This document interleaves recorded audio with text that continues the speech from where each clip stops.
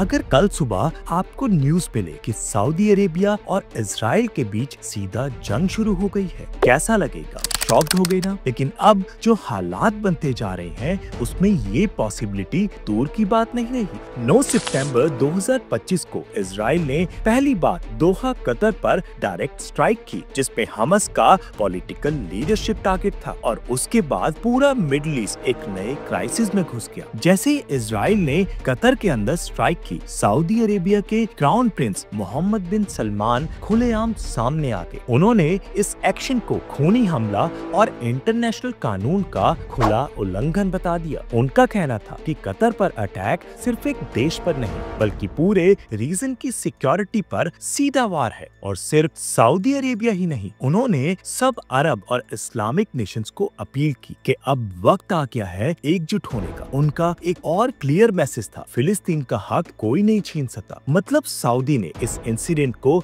Directly Gaza और Palestine के cause से जोड़ दिया। अब यहाँ एक बड़ी ट्विस्ट ये है दोस्तों, सऊदी अरेबिया ने कतर के साथ अपनी बैकिंग ओपन कर दी और सबसे बड़ी बात ये हुई कि सऊदी का स्टैंस एक नए डिफेंस पार्टनरशिप से भी लिंक होने लगा। पाकिस्तान और सऊदी अरेबिया के नए डिफेंस एग्रीमेंट से ये एक ऐसा एंगल है जो पूरे बैलेंस को बदल सकता है। क्योंकि आप सोचिए, सऊदी की अपनी फौज ऑलरेडी गल्फ की सबसे बड़ी कन्वेंशनल फोर्स है और अब पाकिस्तान के साथ डिफेंस कॉपरेशन का मतलब है मिलिट्री ट्रेनिंग, इंटेलिजेंस शेयरिंग और मिसाइल डिफेंस सिस्टम तक की पॉसिबिलिटी। पाकिस्तान के पास न्यूक्लियर कैपेबिलिटी है और सऊदी के पास अनलिमिटेड ऑयल मनी और डिफेंस बजट। ये दोनों मिलकर अगर एक ब्लॉक बनाते हैं तो इजराइल के लिए स्ट्रेटेजिक नाइटमेयर बन सकता है। और इसी वजह से अब एक सवाल उठता है, क्या सऊदी और इजराइल की टक्कर सिर्फ नंबर्स का खेल है या टेक्नोलॉजी और अलायंसेस का भी? और अगर पाकिस्तान एक्टिवली सऊदी के साथ खड़ा होता है तो मिडिल ईस्ट का पूरा मिलिट्री मैप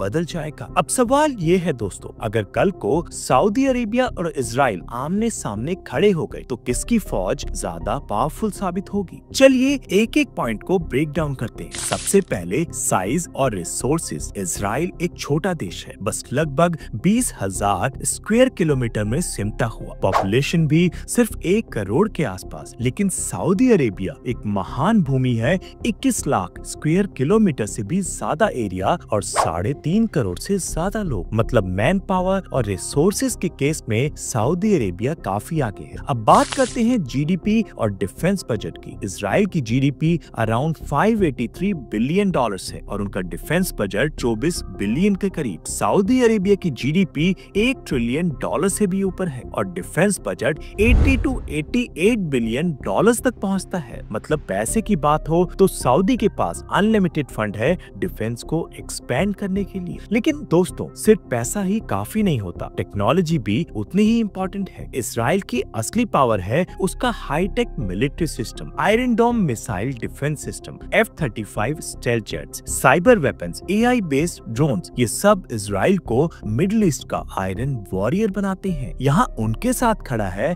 अमेरिका और यूरोपियन नेशंस का खुला सपोर्ट। मतलब इजराइल के पास वो कटिंग एज टेक्नोलॉजी है जो सऊदी के पास अभी तक नहीं। सऊदी के पास भी F-15 और यूरोफाइटर टाइफून जेट्स, पैट्रियट और थैड मिसाइल डिफेंस सिस्टम है, लेकिन वो ज्यादातर इंपोर्ट की हुई टेक्नोलॉजी पर डिपेंड करता है। इजराइल अपने खुद के R&D से डिफेंस इक्विपमेंट बनाता है और यही उनकी सबसे बड़ी स्ट्रेंथ है। अब सबसे इंटरेस्टिंग पॉइंट आता है पाकिस्तान का। सितंबर 2025 में एक Pakistan Saudi defence agreement sign हुआ है जिसमें दोनों कंट्रीज ने मिलिट्री कॉपरेशन, जॉइंट ट्रेनिंग और डिफेंस प्रोडक्शन पर फोकस करने की बात की। एनालिस्ट का मानना है कि सऊदी अगर पाकिस्तान के साथ अपना टाई अप स्ट्रेंथन करता है तो उन्हें एक ऐसा पार्टनर मिल जाता है जिसके पास न्यूक्लियर कैपेबिलिटी और ट्रेन मैन पावर है। सोचिए, सऊदी के अनलिमिटेड फंड्स प्लस पाकिस्तान की डिफेंस प्रोडक्शन और न्यूक्लियर अम्ब्रेला। इजराइल के लिए डबल थ्रेट, क्योंकि इजराइल के पास खुद न्यूक्लियर वॉरहेड्स हैं, लगभग 90 के आसपास। लेकिन सऊदी को हमेशा से न्यूक्लियर कवर की कमी महसूस महसूस होती थी और पाकिस्तान का ये इनडायरेक्ट सपोर्ट उनके लिए एक गेम चेंजर बन सकता है। एक और इम्पोर्टेंट फैक्टर है ग्राउंड फोर्सेस। सऊदी के पास ज्यादा टैंक्स, आर्टिलरी और रॉकेट लॉन्चर्स हैं। इजराइल के पास ट्रेन्ड बट कंपैरेटिवली छोटी ग्राउंड आर्मी है, लेकिन इजराइल की रैपिड रिस्पांस कैपेसिटी और बैटलफील्ड एक्सपीरियंस हमस और हिजबुल्लाह के साथ कंटिन्यूअस क्लैशेस की वजह से उन्हें साइकोलॉजिकल और टैक्टिकल एज देता है। आखिर में नेवी और एयरफोर्स। इजराइल के पास सबमरीन्स हैं जो न्यूक्लियर कैपेबल हैं। सऊदी के पास सबमरीन्स बिल्कुल नहीं। सऊदी के पास ज्यादा फ्रिगेट्स और कॉर्वेट्स हैं, लेकिन इजराइल के पास स्टेल्थ और प्रिसाइशन स्ट्राइक सिस्टम्स हैं। मतलब सी वॉरफेयर में इजराइल आगे है। तो अगर सिंपल शब्दों में समझाऊं, सऊदी के पास नंबर्स और पैसा है, इजराइल के पास टेक्नोलॉजी और एक्सपीरियंस है। और अब पाकिस्तान सऊदी डिफेंस पैक्ट की वजह से बैलेंस थोड़ा सऊदी के फेवर में टिल्ट हो सकता है, खासकर अगर बात न्यूक्लियर अम्ब्रेला और मैन पावर शेयरिंग तक पहुंचती है। अब सबसे बड़ी और डर वाली बात, अगर कल सुबह सऊदी अरेबिया और इजराइल की आर्मीज आमने सामने आ जाती हैं तो कैसा होगा? सबसे पहले एयर स्ट्राइक्स। इजराइल का स्ट्रेटेजी हमेशा से ये रही है कि एनिमी के एयर डिफेंस सिस्टम को पहले ही घंटे में खत्म कर दिया जाए। आयरन डोम और F-35 जेट्स सऊदी के ऑयल फील्ड्स और मिलिट्री बेसिस पर सीधा हमला करेंगे। रियाद, जेद्दा और ईस्टर्न प्रोविंस, जहां सऊदी के सबसे बड़े ऑयल रिजर्व्स हैं, वो पहला टारगेट बनेंगे। और अगर ऑयल सप्लाई रुकती है तो पूरा ग्लोबल इकोनॉमी हिल जाएगा। दूसरी तरफ सऊदी अपनी शेयर नंबर्स का यूज करेगा। हंड्रेड्स ऑफ फाइटर जेट्स और मिसाइल लॉन्चेस से वो इजराइल के cities Tel Aviv, Haifa, Jerusalem तक को टारगेट करेंगे। लेकिन यहाँ एक बड़ी दिक्कत है, इजराइल के पास आयरन डोम और एरो मिसाइल डिफेंस सिस्टम है जो सऊदी मिसाइल्स को मिड एयर इंटरसेप्ट कर देगा। मतलब सऊदी के ज्यादातर रॉकेट्स टारगेट पर पहुंच ही नहीं पाएंगे। अब ग्राउंड वॉर की बात करें, सऊदी के पास ज्यादा टैंक्स और सोल्जर्स हैं, लेकिन उन्हें बैटलफील्ड एक्सपीरियंस नहीं है। इजराइल की छोटी लेकिन battle harden army ground combat में काफी एफिशिएंट है। गाजा और लेबनान फ्रंट्स पर जो उन्होंने डिकेड से लड़ाई की है, उसने उन्हें गरिला वॉरफेयर और रैपिड स्ट्राइक्स का एक्सपर्ट बना दिया है। और अब सबसे खतरनाक एंगल, न्यूक्स। ऑफिशियली सऊदी के पास न्यूक्स नहीं है, लेकिन अगर पाकिस्तान के साथ उनका डिफेंस पैक्ट ऑपरेशनल हो गया तो एक इनडायरेक्ट न्यूक्लियर अम्ब्रेला उन्हें मिल सकता है। मतलब सऊदी के लिए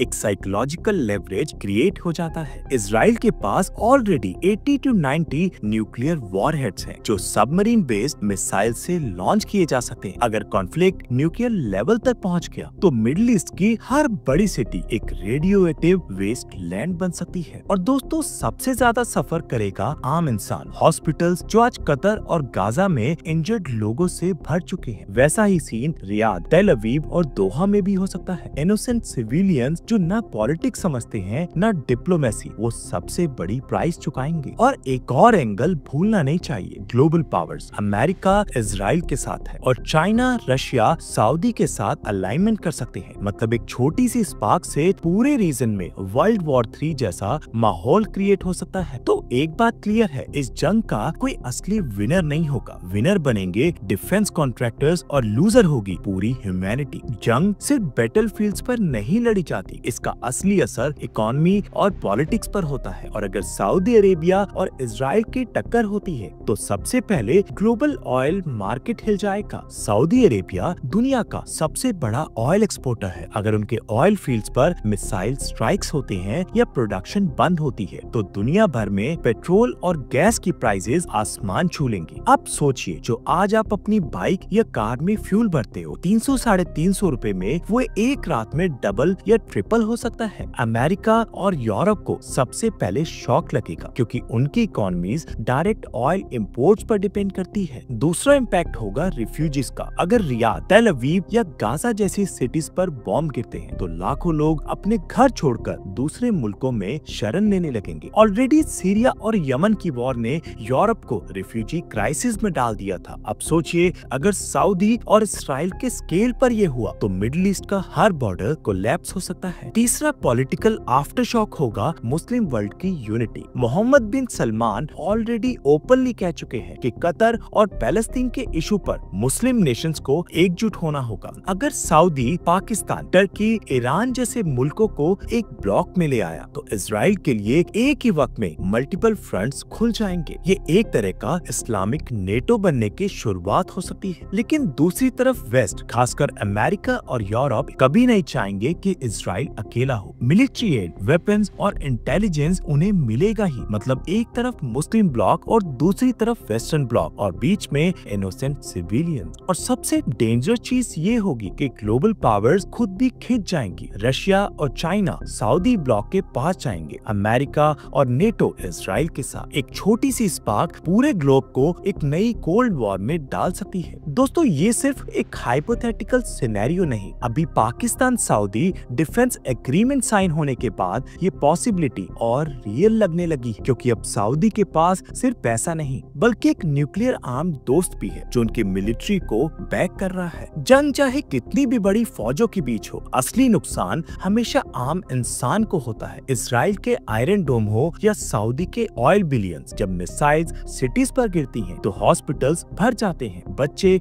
अनाथ हो जाते हैं और घर मिट्टी में मिल जाते हैं। और अगर इस जंग में Pakistan Saudi defence pact active होता है तो बैलेंस और भी डेंजरस बन जाएगा। सऊदी के पास पैसे का पावर है, पाकिस्तान के पास न्यूक्लियर शेडो है और इजराइल के पास अमेरिका का बैकिंग। ये इक्वेशन सिर्फ मिडिल ईस्ट की नहीं बल्कि पूरे दुनिया की डेस्टिनी बदल सकती है। एक चीज तो क्लियर है दोस्तों, असली जीत कभी भी बैटलफील्ड पर नहीं होती। जीत होती है टेबल पर, नेगोशिएशंस में और पीस एग्रीमेंट्स में। लेकिन जब तक ईगो, पावर और पॉलिटिक्स के बीच कॉम्प्रोमाइज नहीं होगा, इनोसेंट लोग ही सैक्रिफाइस होते रहेंगे। और अब सवाल आपसे, अगर कल को सऊदी अरेबिया और इजराइल के बीच जंग होती है तो आपके हिसाब से सबसे बड़ा विनर कौन होगा? मिलिट्री पावर वाला इजराइल या ऑयल और एलाइज पर डिपेंड करने वाला सऊदी अरेबिया? अपना जवाब नीचे कमेंट्स पे जरूर लिखिए। और अगर आपको ये एनालिसिस पसंद आया हो तो वीडियो को लाइक करिए, शेयर करिए और चैनल को सब्सक्राइब करना मत भूलिए। आपका एक क्लिक हमें मोटिवेट करता है और नए टॉपिक्स लाने की एनर्जी देता है। मिलते हैं अगले वीडियो में एक और गहरे एनालिसिस के साथ। तब तक के लिए जय हिंद।